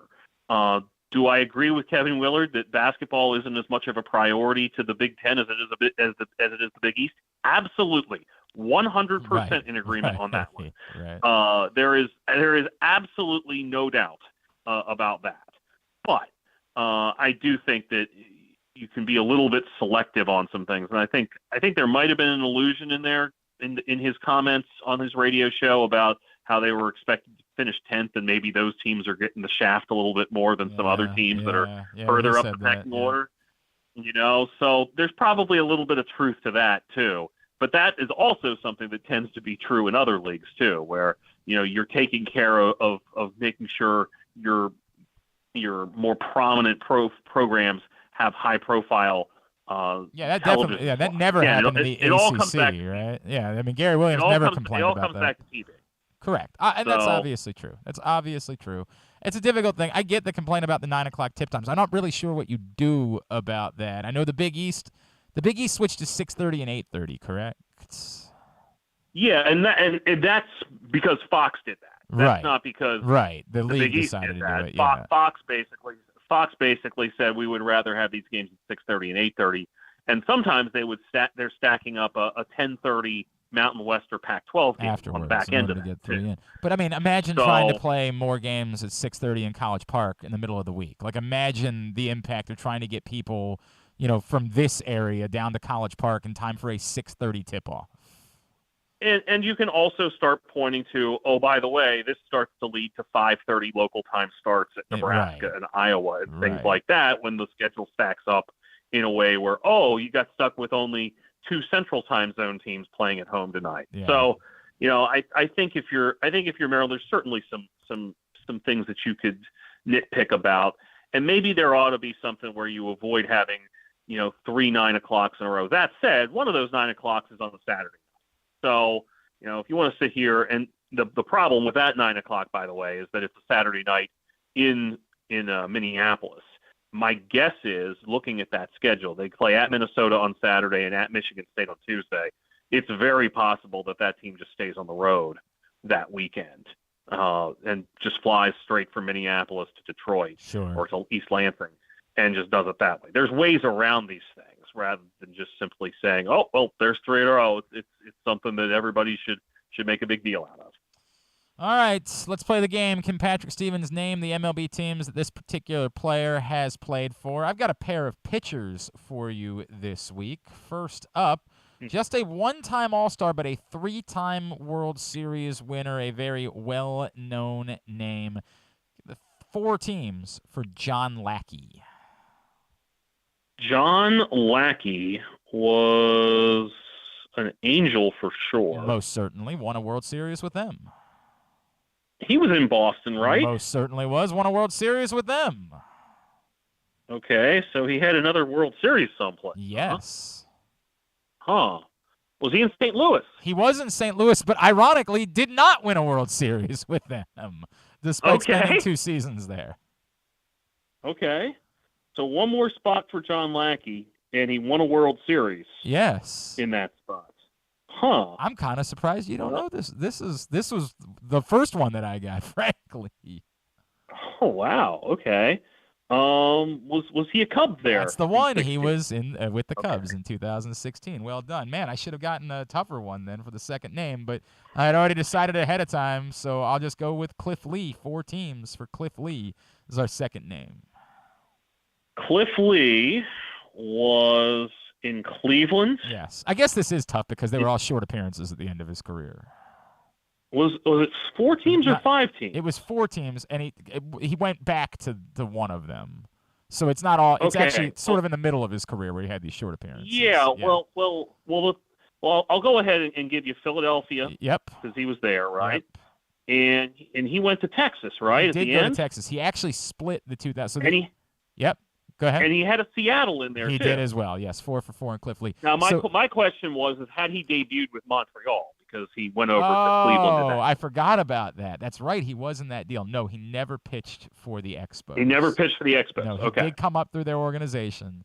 But he was famously, and that was a significant deal, obviously, for Bartolo Colon. Yeah, the Bartolo Colon deal. Yes, but he never actually pitched for the Expos. Otherwise, well done. I mean, I'll give you 5 for 4 on that one if you'd like. I'll give you a little extra credit. I want to have you run down the week because I know it's a busy week with teams getting back in action. I imagine maybe a pretty big game in Catonsville on Sunday on the docket. Yeah, gonna catch quite a bit here over the next 5 or 6 days or so. The 29th on Thursday, Maryland and UMBC. Also going to try to catch Howard and LaSalle in the afternoon, and then Loyola opens Patriot League play on Friday night against Colgate at 7:00 at Reitz Arena. On Saturday, New Year's Eve, College of Charleston knocking on the door of the national rankings heads to Towson for the Tigers CAA opener. Towson, hoping to get Jason Gibson back from injury after they've kind of sputtered of late. And then New Year's Day, Vermont in town to play UMBC.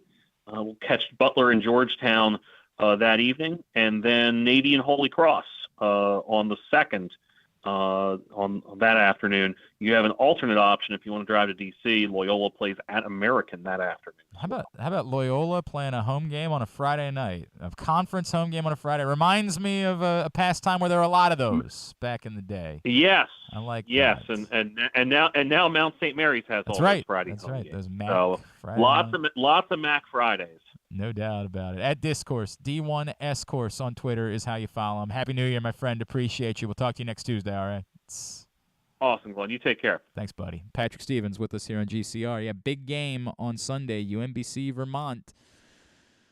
And now, of course, with the Ravens, this is, by the way, best news of the year for UMBC. Maybe some of you might not have been thrilled about the news of the Ravens being flexed. Great news for the folks at UMBC. They could not have asked for better news when it comes to the Ravens being flexed, because now it's an awesome chance. It's kind of that awkward thing that I wasn't talking about when we were advertising the UMBC Vermont game. I was sort of just not dealing with it. Now I don't have to worry about it. 1:00 Sunday afternoon. Absolutely the place to be will be at the Peak at Chesapeake Employers Insurance Arena to check out a rematch of last year's America East Championship game. Of course, you remember a few years ago, famously, UMBC, in order to get to the place where they could beat Virginia, they had to win an incredible thriller up at Vermont in the America East Championship game with a buzzer-beating 3 from Jairus Lyles just to get there in order to make history. These two teams have had a lot of big matchups over the years. UMBC, Vermont, 1:00 this Sunday. You go right from there to your tailgating afterwards. Get ready for a big game. What an awesome way to spend a Sunday. UMBC basketball, get your tickets, umbcretrievers.com. It was very uncomfortable doing this read for the last couple weeks, knowing that the game was scheduled for the exact same time as the Ravens-Steelers game, and I was like, oh. I'm going to do the read, and I'm going to talk, because it is a big game. It's very genuine, but it was a very difficult thing. Now, could not be better. Also, more good news, the weather appears as though it's going to be quite pleasant for Sunday night. Warm. Yeah, up into the 50s on Oh, Sunday. my gosh. Maybe at game time more like 45, but considering what we've been through for the last 4 days, I feel like 45 is going to feel like about 70 It felt good on today. Sunday night. Yeah, it did. In comparison, it did. What a hell it has been for the last couple of days. Thoughts with anyone who has been attempting to travel the last couple of days. Goodness. What a nightmare that has been. Also, how in the world do the Buffalo Bills not have an indoor facility for their players to park in? So that we can see those cool videos. I That's get why. that it's not a normal thing. Most teams don't have indoor facilities for parking, but you You're live in in Buffalo. My God. There's a 40% likelihood of that being the case from Thanksgiving on. What in the world? Get a small garage, something for your players to park their cars, man. That is a nightmare. What are you doing? Oh, yes, it was wild seeing it, but all I could think about, Ravens players do not park in an indoor facility. And, of course, there is a chance that there's going to be a blizzard in December or January in Baltimore, but still, by comparison, Buffalo. What are you doing? Put a canopy over it or something. Anything. Go rent. By the way, I'm pretty sure they get weather forecasts. You think the organization couldn't have, talked to a local business that was probably closed for the holidays and said something like, hey, could we maybe have the players park here for the weekend and then we'll come back and pick up the what are you doing? This is insane. You want players to choose to come to Buffalo, right? You think that video helps a guy that's thinking about free agency? Yeah, they're good. They've got a quarterback, but not sure I really want to park my Tesla or whatever it is that you're driving out in the middle of the cold for 10 feet of snow to fall upon it. Well, maybe it helps because then you buy a cheaper car that you don't. Maybe you don't care about. Maybe. So but again, you're trying to convince them players save money. to stop. No, it's a bad argument. Really bad argument. We'll pay you, and you won't even have to spend that money. I couldn't believe as I'm watching it. I'm really thinking to myself, did they not see the forecast? Did they not think to themselves this could be a problem? Maybe we try to get ahead of it. I don't know if it's a Virgo thing, but it's absolutely a thing. You should see me in the days leading up to when we do Tyus Bowser shows. I am anal about this stuff. I'm and where are they parking? And do we know exactly? Have we talked to Tyus about when Justin Houston is going to arrive and making sure that we know? I'm by the way, because somebody's got to. Yeah. Somebody's got to think like that. So the vibe that I'm feeling watching that video yesterday, I am getting the chills. Why does no one care? Why is there? You have a giant. My God, what do you think the Buffalo Bills are worth? They're probably worth, if you're selling the Suns for a couple $1 billion, they're an NFL franchise. I don't know. Maybe the NBA. I don't know how to include the fact that the Suns also have a WNBA team and probably a video game team. I don't know how to figure it out. But I'm gonna guess they're worth at least $1 billion. At least $1 billion organization, and nobody thought to themselves, guys, there's a pretty big snowstorm coming in. Maybe we try to find some alternate plans this week for where the players park their cars.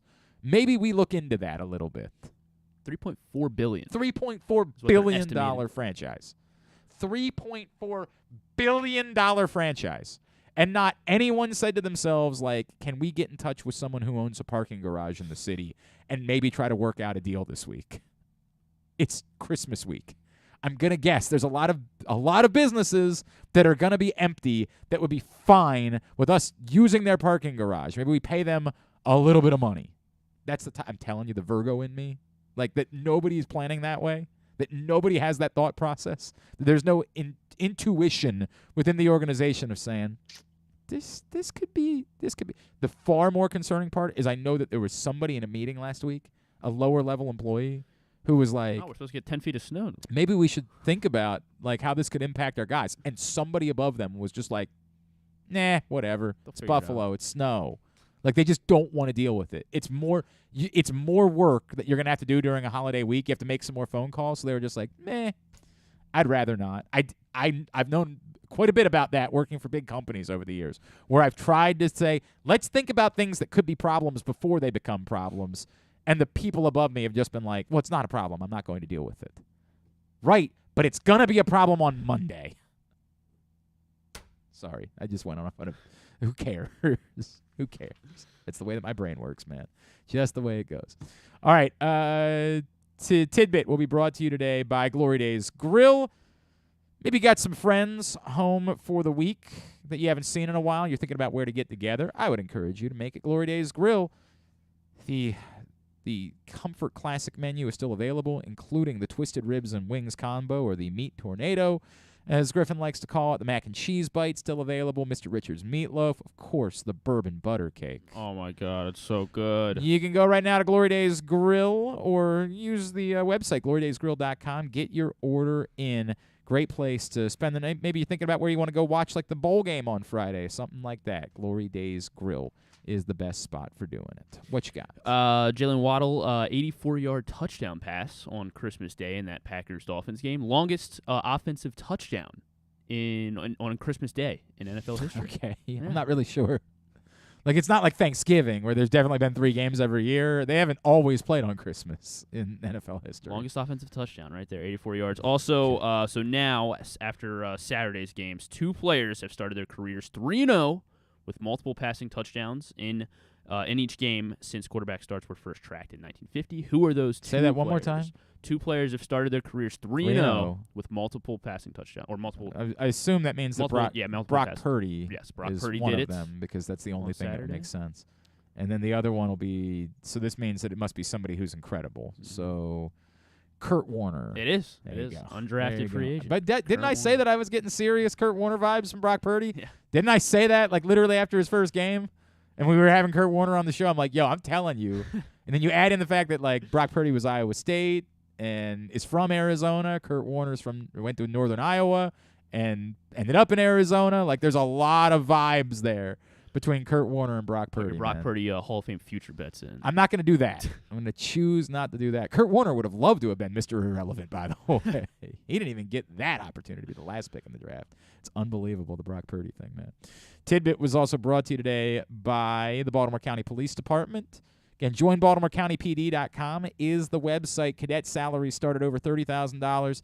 Officer salaries at over $60,000 with a $10,000 signing bonus. They are hiring. joinbaltimorecountypd.com is the website.